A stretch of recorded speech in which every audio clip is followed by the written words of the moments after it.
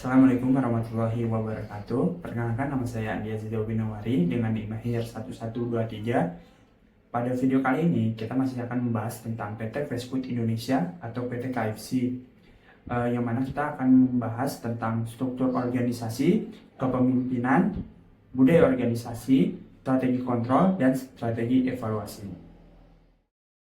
Struktur organisasi KFC. Untuk struktur organisasi KFC memiliki struktur yang cukup jelas dan bertingkat.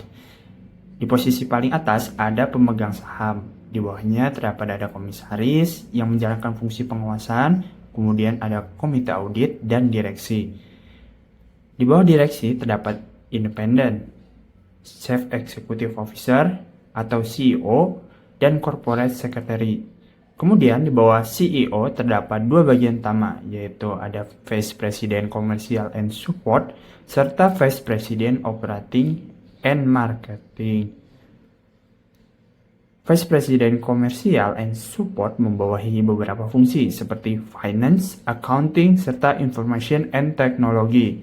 Sedangkan Vice President Operation and Marketing membawahi Operation, Marketing, Project, dan SRGA.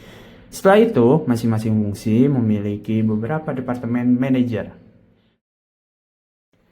Kalau dikaitkan dengan buku Pearce and Robinson, struktur organisasi KFC ini adalah terbilang struktur fungsional karena banyak bagian-bagian dan tingkatan-tingkatan yang ada pada struktur organisasi ini, seperti bagian pemasaran, keuangan, accounting, teknologi, dari sisi operasional juga, produksi, kemudian project, dan ada juga pada bagian sumber daya manusia.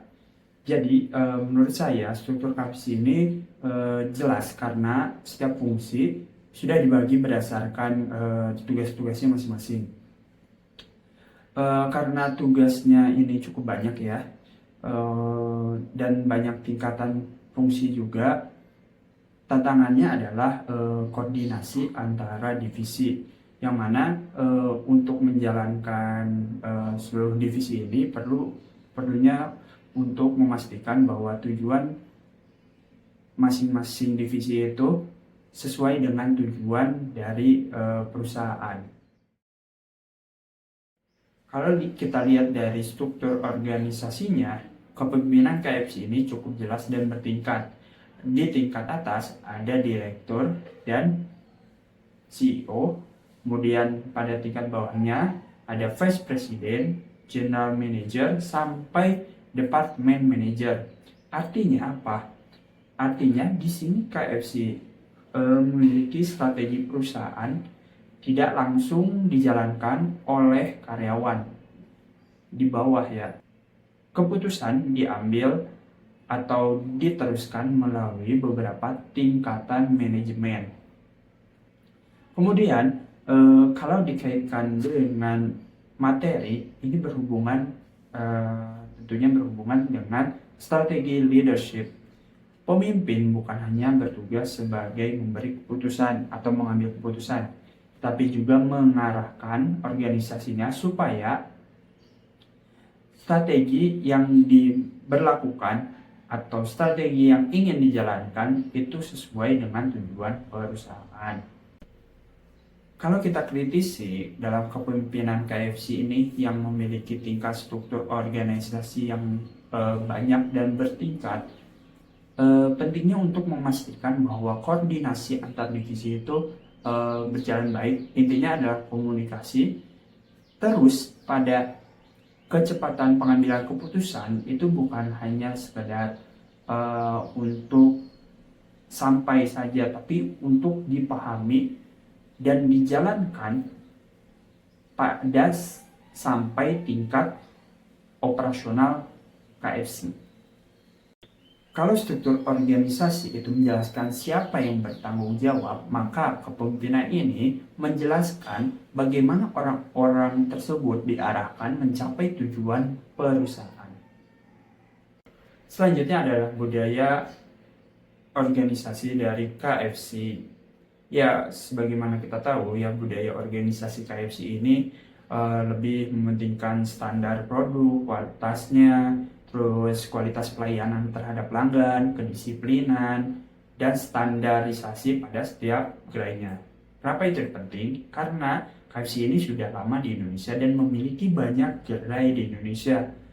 Koordinasi antara setiap divisi seperti divisi pemasaran, keuangan, accounting, IT, dan sumber daya itu harus saling mendukung.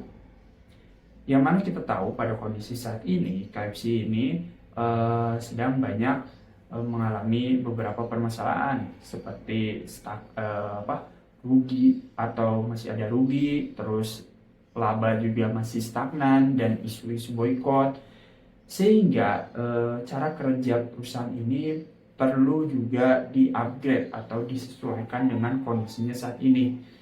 Jadi KFC ini, budaya organisasi KFC ini udah baik, cuman tetap perlu lebih terbuka untuk perubahan dan ide-ide baru atau inovasi. Selanjutnya adalah strategi kontrol atau pengendalian strategi. Jadi pengendalian strategi ini menilai apakah strategi yang diterapkan itu masih sesuai dengan tujuan perusahaan atau harus adanya perubahan-perubahan. Ya, pada kondisi KFC saat ini, pengendalian dilakukan dengan melihat kondisi pasar, biaya operasional, kinerja perusahaan, dan hasil dari strategi yang dijalankan. Kalau melihat hasilnya, KFC ini berhasil mengurangi pada tingkatan kerugian dan efisiensi. Tapi masalahnya, pada KFC ini, laba yang dihasilkan itu masih stagnan. Jadi menurut saya KFC jangan hanya melihat apakah biayanya sudah turun, tapi juga harus melihat apakah strategi tersebut bisa meningkatkan penjualan, kinerja perusahaan, dan pengembalian nama baik atau brand yang sebelumnya sempat goyang terhadap isu-isu boykot. Kemudian yang terakhir, pada bagian ini saya melihat hasil akhir dari laporan keuangan atau laporan tahunan KFC tahun 2025, bahwa strategi efisiensi ini cukup berhasil untuk mengurangi tingkat kerugian dari tahun-tahun sebelumnya. Akan tetapi kondisinya masih mengalami kerugian dan pendapatan masih stagnan. Artinya apa? KFC ini perlu meningkatkan untuk pertumbuhan laba dari KFC-nya. Entah itu bisa di-upgrade lah atau disesuaikan lagi dari sisi budaya organisasi. Karena itu akan mempengaruhi tingkat pertumbuhan dan mengembalikan KFC ke masa jayanya.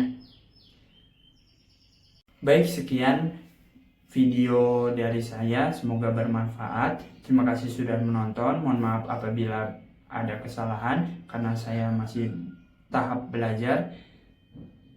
Saya Andi Azizo, terima kasih. Wassalamualaikum warahmatullahi wabarakatuh.